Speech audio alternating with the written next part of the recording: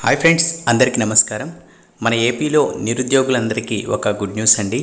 మనకు నిరుద్యోగ వృత్తి 3,000 రూపాయలకు సంబంధించి ఏ విధంగా అప్లై చేసుకోవాలి, అలాగే ఇంపార్టెంట్ డాక్యుమెంట్స్ ఏంటి, ఆఫ్లైన్లో అలాగే ఆన్లైన్లో ఈ పథకాన్ని మనము ఏ విధంగా అప్లై చేసుకోవాలి, అర్హతలు ఏంటి అనే దాని గురించి మనము పూర్తిగా ఈ వీడియోలో తెలుసుకుందాము.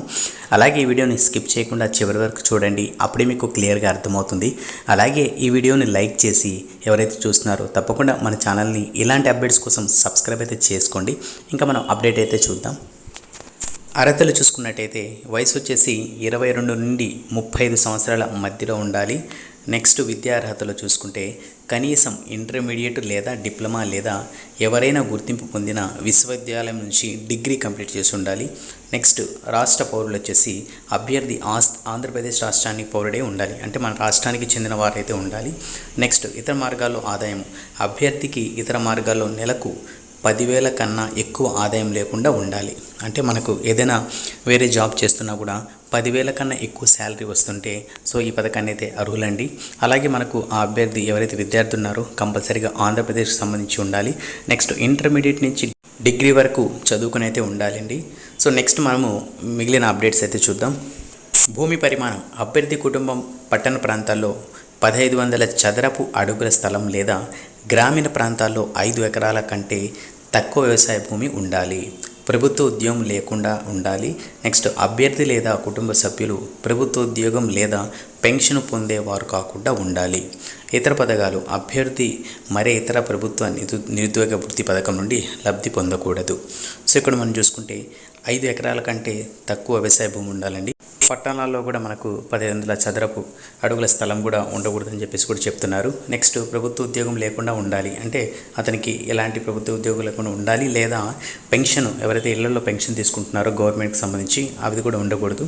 ఇతర పథకాలు అంటే మనకు నిరుద్యోగ వృత్తికి సంబంధించి ఇంకేమైనా పథకాలు ఉండకూడదు.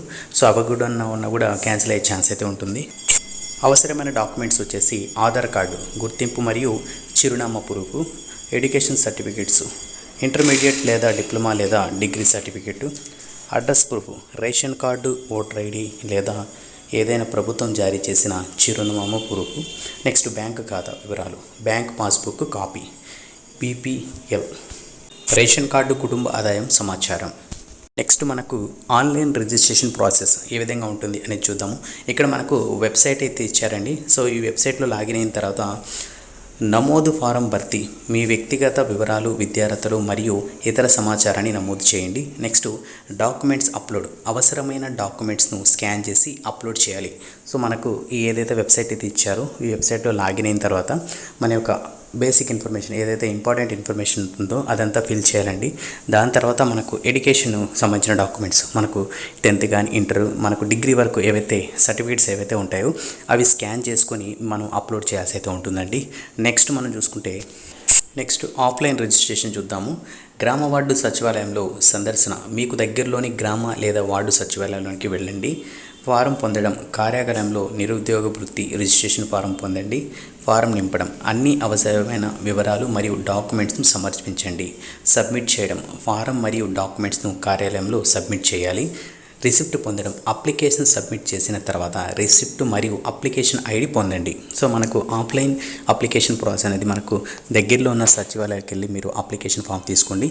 అప్లికేషన్ ఫామ్ తీసుకున్న తర్వాత ఫిల్ చేసి దానికి సంబంధించిన ఏవైతే డాక్యుమెంట్స్ అయితే ఉంటాయో అవన్నీ అటాచ్ చేసి మీరు వాళ్ళకైతే సబ్మిట్ చేయాలండి. సబ్మిట్ చేసిన తర్వాత వాళ్ళు అంతా ఫిల్ చేసి మీ యొక్క రిసిప్టు, దాంతోపాటు అవసరమైన ఐడి, ఇంపార్టెంట్ ఐడి, దీని అప్లికేషన్ సంబంధించిన ఐడి కూడా మీకు ఇవ్వడం అయితే జరుగుతుంది. సో దీని ద్వారా మీరు ఏం చేసుకోవచ్చు అంటే స్టేటస్ చెక్ చేసుకోవచ్చు. అంటే మనకు నిరుద్యోగ వృత్తికి సంబంధించి స్టేటస్ ఏంటి, అంటే రిజెక్ట్ చేశారా లేదా అప్రూవ్ అయిందా అనే దాని గురించి మీరు చెక్ చేసుకోవడానికి మనకు ఐడి అవసరమైతే అవుతుంది. అలాగే దీనికి సంబంధించి మరికొన్ని వివరాలు చూద్దాం.